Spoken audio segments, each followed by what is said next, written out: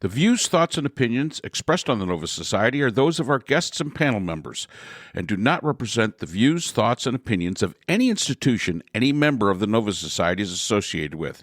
The material information presented on the Nova Society is for general information purposes only. Reproduction or dissemination for the purpose other than education is prohibited without express written consent of the Nova Society.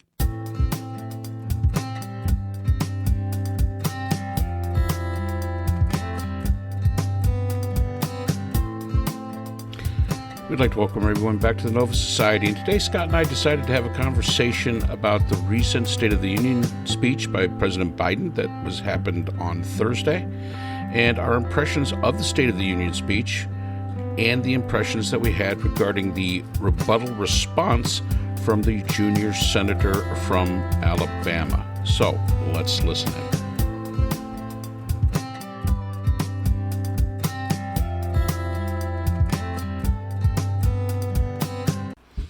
Okay, Scott, so it's rainy and cold here in South Carolina. It's a Saturday morning, a time we normally don't get together, but we wanted to talk about the State of the Union speech. So, what are you thinking?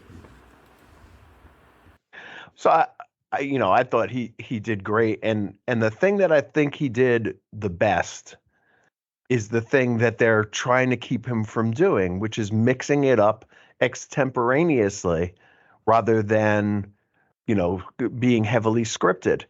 And we've seen this before. We saw this with Al Gore, who I really couldn't stand. We saw it with Hillary Clinton, who was as game planned as the worst college coach in the world, and never authentic, never herself. And that was such a huge mistake. Biden was at his best on Thursday night when he turned around and looked at the people and said, "Oh, you don't want $2 million? You don't want another $2 trillion tax cut for the super wealthy? That's good to hear." That kind of thing. When he's kind of throwing it back at them when they're booing and things like that. So that's really, like, he's clearly got a mind for the details. He knows what's in that border bill. He knows why it's a conservative bill. And you had, at least on the channel that I was watching, you had Senator Lankford saying that's true. That's true. Yep. And, while everybody else is booing him. And, so I thought he did really well. So, it was a long speech. There was a lot going on in this country right now and in the world. And he seemed to want to address every single part of it. But overall, I think he did a really good job. Do you think it dispels the idea that he's too old? No, because he is too old, and you and I both agree. So it's not going to dispel that notion, because it's a fact. Now, does it dispel the notion that he's dithering and he's doddering and all that kind of stuff? Yeah, to an extent, I suppose. I mean, he's still. He is who he is. I mean, that's not going to change. So you and I have discussed this 1,000 times. We really prefer somebody younger to come in. We would have preferred him to be the bridge to the next generation. We preferred him to do a great job, pull the country out of the shithole that it was in with Donald Trump, and get it on the right track and turn it over to somebody else. I'm still kind of hoping that happens, even though I think it's less likely now, not because of the State of the Union speech, but just because it's so hard to figure out who would be the next person up. If it's not going to be Kamala Harris, if he could actually sit down with her and say, we're done here. I'm going to choose another president to run. I'm going to give him all my delegates. We discussed this scenario before, and he or she is going to choose their own running mate. We're done. I don't see it. I don't see it happening. So he's going to be the next, the president of the United States. I think he's going to trounce Donald Trump.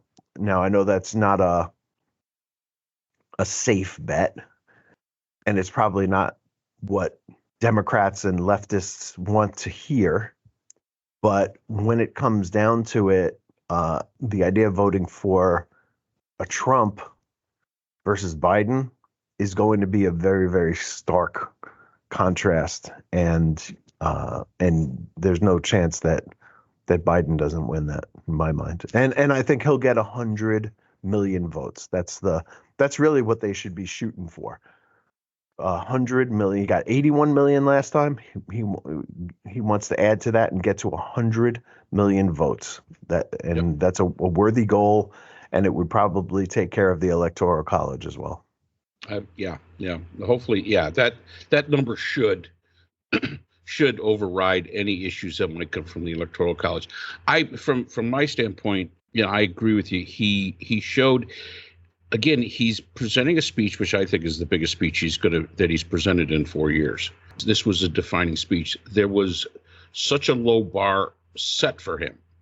And that really was the Republicans. I think they totally underestimated him. They set that bar to a dead guy's going to be talking to you. And he came out there, he was fiery. He also showed that he still has it to mix it up.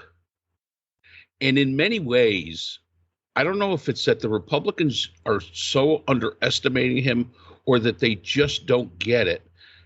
This is a man that's been in public service for 50 years. He's used to this. He's used to goading you into that. I mean, he did it in his last speech when he was talking about, oh, you're not going to touch Social Security. Oh, we're going to agree on that. Hey, that's great. So he kind of paints them into this corner, and they keep falling for it. So to me, you got an 81-year-old man giving the speech in front of a huge audience. 32 million people tuned in to this speech. It's massively important. The stakes are extremely high, and he still was able to go back and mix it up with the crowd, including Marjorie Taylor Greene, which really isn't that big of a deal because, I mean, she's as smart as a tabletop. But, I mean, really was able to get them, oh, you don't like that bill? Oh, you're not planning on that big tax cut. Oh, I misunderstood. I thought that's what you guys were planning on. And I mean, just that kind of back and forth, it kind of paints him into picture. I think the person that I felt the most sorry for, believe it or not, in that whole video was Mike Johnson. Because there were so many things that, how can you not stand and clap for this? And he has to sit there. And you see him nodding his head. He does that. Roll his eyes every once in a while. Okay. Yeah. But it was like, how can you not stand up for the education programs that they're talking about? How can you just not do that? So I really felt kind of bad for him. I will never feel bad for MAGA Mike. I think that his performance was ridiculous. And you know what it felt like to me? It felt like just off the camera to the side of him, there was a man holding a gun at his head saying, Trump wants you to smile, smirk, whatever it is at this particular moment. You know, it was like a hostage video. He knew that he was being watched, not by the American public, but by Donald Trump. And that if he didn't have the right reactions, then he was going to be in big trouble the next day. And that's what he had to put up with in that. And he has one of the most punchable faces I've ever seen. It does not look like a razor has ever touched that face. His look of bland complacency is disgusting, especially in light of all the things that are going on that he's blocking. Funding in Ukraine, funding on the border. He was calmly saying all the time that HR 2, which has a remain in Mexico policy, and that's the thing that was the part of Trump's approach that really worked, was remain in Mexico. It's like somebody needs to sit them down and say, this is idiotic. Why are you giving this much power to the Mexican government? They're not great friends of ours. Why are you giving them this leverage over us all the time? And the cartels have taken over the border. The Mexican government doesn't have any clout there at all. and these people are just who are sitting on the other side of the border in Mexico, who are not from Mexico, by the way, are hurting so badly and just waiting for their moment to get in. And it's gonna happen one way or another. They didn't walk all this way from Panama to get there and go, well, I guess I'll just have a cup of coffee and then I'll go back home again. That's not going to happen. They've made major sacrifices to get this far, and they're gonna keep going. And if they can't come in legally, by golly, they will come in illegally if they have to. And it's the last thing we want. We want security at the border. We don't want to stop immigration. And I think the Republicans just don't get that. They don't see the difference between legal and illegal immigration. They don't see the difference between asylum seeking and, just looking to start a better life.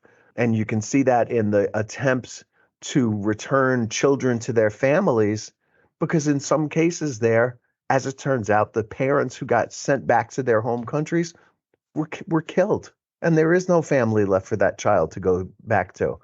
And that's on us. That's on Trump and Stephen Miller and the rest of them. It's a horrible thing. Do you think he presented the message? Because, of course, he did talk about that. And he did say, send me the bill.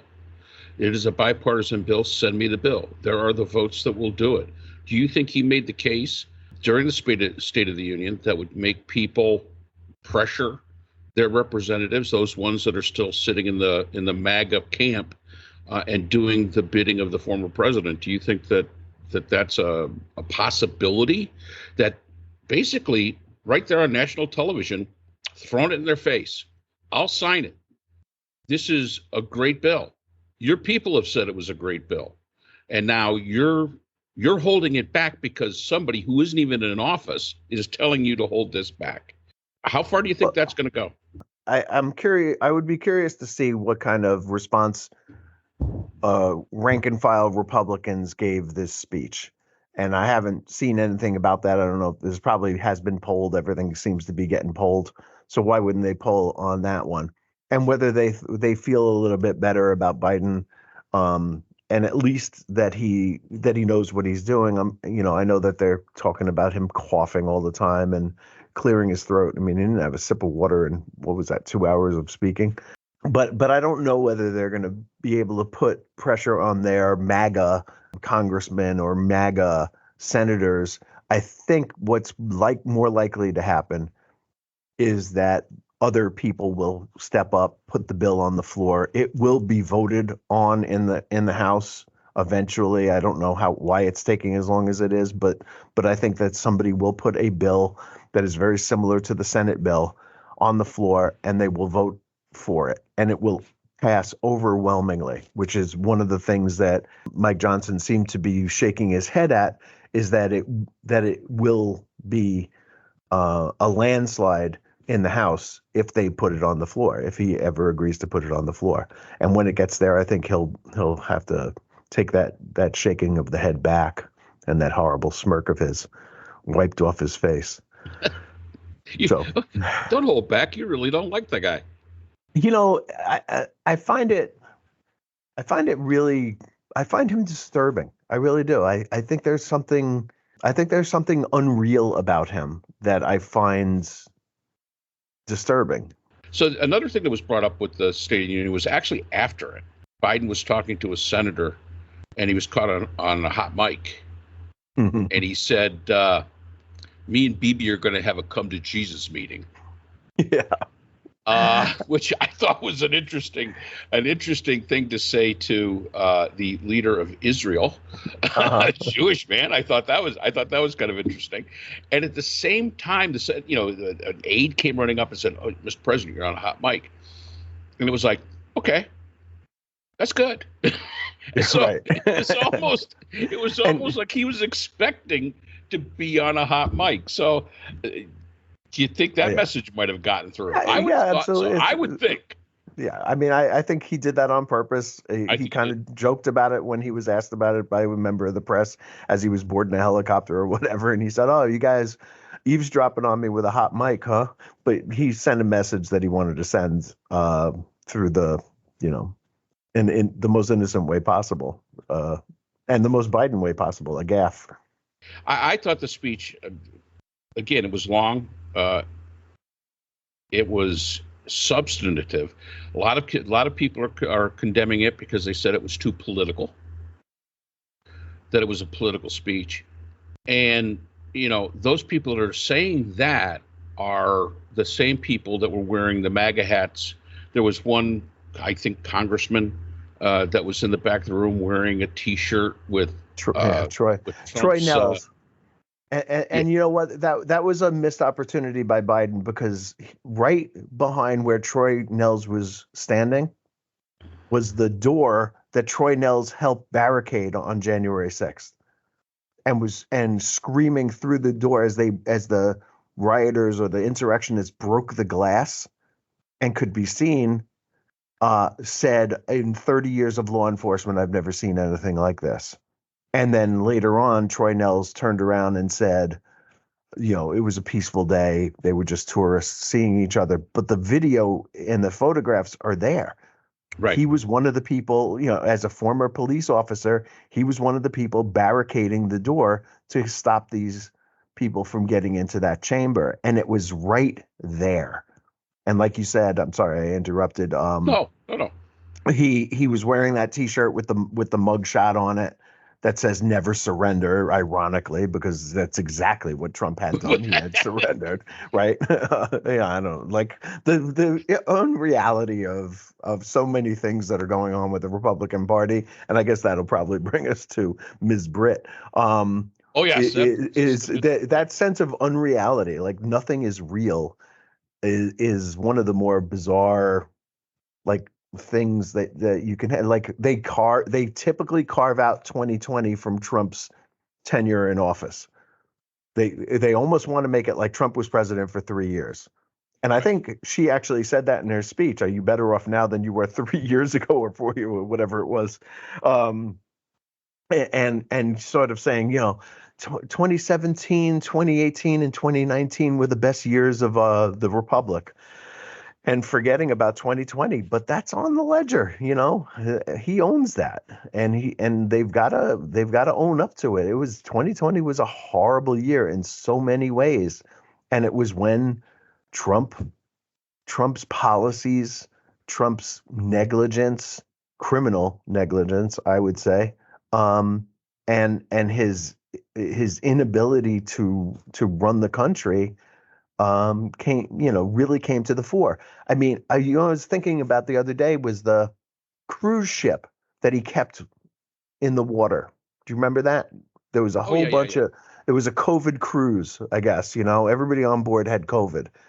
And for weeks, I think it was like 2 weeks, he was saying, no, I'm not going to allow this ship to dock because I don't want those numbers on my ledger. Why would I take those numbers in when I don't have to? So I'm going to keep these people from re-entering the United States of America. Of course, they couldn't do that for long. And after 2 weeks at sea or 10 days or whatever it was, they were allowed to land. And then how bizarre is this? They were allowed to get on commercial jet airliners and fly to their towns. They were not quarantined. They were not sequestered until they were healthy again.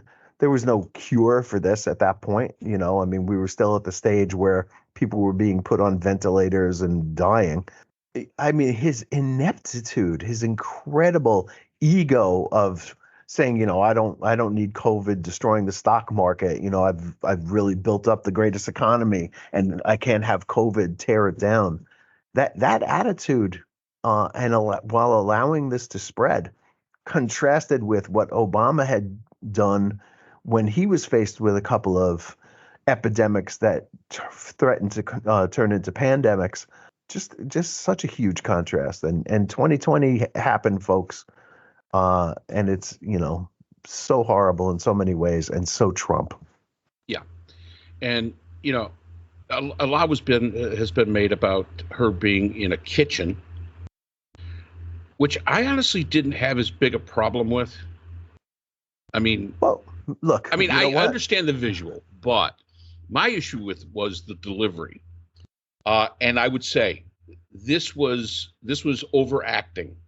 If she was in the actor's studio, they'd say, listen, no, you're not pulling this off. You're definitely overacting on this. So whoever was the one that got out there and coached her as to how to do this delivery, and I'm hoping that this would not be her. I mean, everything I've heard about this young lady, she's brilliant. She's a rising star. She knows, I mean, again, everything that you hear about her is great. And then she gets into this situation, and it's a tough situation. I don't care what anybody says. When you're given the rebuttal, it's a tough situation. And maybe the kitchen was a bad idea. A lot of pundits have complained about that. I didn't have as big an issue with that part as the drama that she brought out in the way that she delivered the message she delivered. It truly was. I've always said Democrats always try to convince you by making you feel guilty about something. Republicans always try to convince you by frightening you of something. And it was the perfect Republican playbook of you have to be afraid of everything, just in the way that she delivered. She could have read a Dr. Seuss book with that kind of a delivery, and it would have frightened children, plain and simple. Yeah, and again, inauthenticity. So here, Right. I haven't read anything about the kitchen, but this was my impression at the time.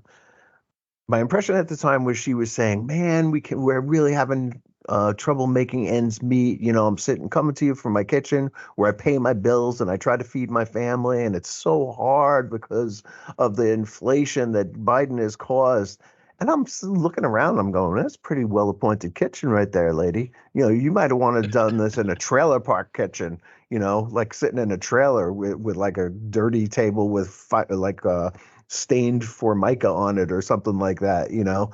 If you're trying to make this point, because you're doing pretty good. It's like all the people who are complaining about gas prices from their cigarette speedboats, you know. It's jarring, and it's really, really weird.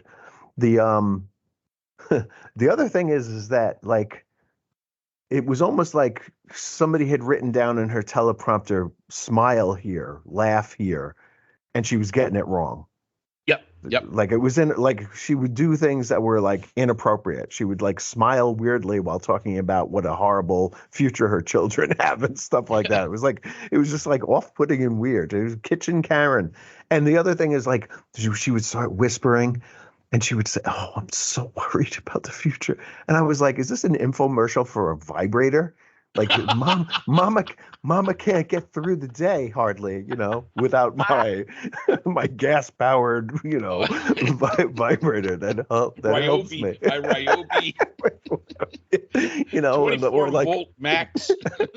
my Valium, you know, a couple of shots of whiskey or Southern Comfort, and you know, my vibrator. I was just, the whole thing was just so weird, and like, I sat here watching it with my wife, and I was like, this has got to be, like, I thought Bobby Jindal had the weirdest speech. I mean, he looked like an alien, you know. Yes. And what's her name? The one from like Minnesota or wherever. Oh, thank God I've forgotten her name. She was not looking at the wrong camera or something like that. Remember that? And then, you know, what's his name? Rubio with drinking the water, you Yep. know, grabbing the water furtively and taking a sip of it. You know, it's like, no, dude, you're allowed to have a drink of water. It's okay. You don't have to do it frantically. Or you know, hope that somebody will cut out your worst moments or stuff like that. So that was like, I thought it was really strange. But so I have read a little bit about her. You know, she ran against Mo Brooks, who was one of the speakers on January 6th, right? Who's kind of like, you know, I like to say the ultra right wing, but really what he is an ultra pro Trump guy. I don't know what his policies were or anything like that, but he was just like, he was one of these leaders in the Congress that was like, you know, we don't have different branches of government anymore. We're behind the executive branch here, and we're just here to cheer them on. So Trump was calling her a rhino, calling her an unqualified assistant to a rhino senator. I think was one of the quotes during her campaign when she beat Brooks for the nomination, which was and then after that, it's a fait accompli. In Alabama, once she had the nomination, she was going to get the job. But boy, her whole act is so inauthentic and strange, and I don't, they really should have just had Tommy Tuberville do it himself. The senior senator there, and just like be done with it. Yeah, but you think it was don't the hide the contrast that they were craziness. shooting for? I mean, you've got Joe Biden, 81. I mean, she looks to be maybe early 40s. Yeah, she's 40. I mean, they're looking for that old. Contrast. No doubt. Young, dynamic, but again, like you can't get away from the inauthenticity of these people. Well, no. And it just, the whole thing was so crazy. I didn't know exactly what they were trying to do. I think Newt Gingrich was the one who pushed her to play that role. And he had done some kind of interview on Fox apparently, where he said, this is going to be her great coming out party, and she's going to be the vice president nominee. And what a contrast to Kamala Harris she will be. And then, they asked him about it the next day, and he said, I'm not ready to talk about it yet, or something like that. I can't, because she was obviously horrible, and there's no two ways around that. Well, yeah, and I think it was. I'd scratch her off the list if she was ever on it. Yeah, and let's face it, when you've got a bunch of Republicans saying you did bad, you probably did bad. And it wasn't just the pundits from the left, or people from the left. It was even the Republicans saying, "Oh my God!" I mean, it was cringeworthy. And I guess that's the way I would describe it. It was absolutely cringeworthy. You sat there and cringed just as much as I sat and cringed for your favorite Mike Johnson and watching his face through the whole speech. It was definitely cringeworthy. Do you think, again, you got 32 million people watching this thing? Do you think this might have swayed any undecideds?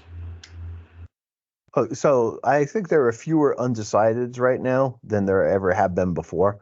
I think people like Trump voters are Trump voters, and they're not going anywhere. But that there are people who, like you and I, would prefer that Biden not be the nominee, right? Not run again. Okay, but will come around. I mean, our enthusiasm is going to grow. I don't believe that many people voted for Biden so much as they voted against Trump. And I think that Trump will once again bring out hordes of people to vote against him. Right. He is the single record holder for the person who more people than anyone have voted against. So that's all the time we have for today's episode. The Nova Society is a production of the Phoenix Research Institute. We'd like to thank our sponsors for this episode. BH Conflict Resolution Services, a full-service dispute resolution firm offering expert and cost-effective mediation services to couples, groups, and businesses. BHCRS can be reached at www.bhcrs.com.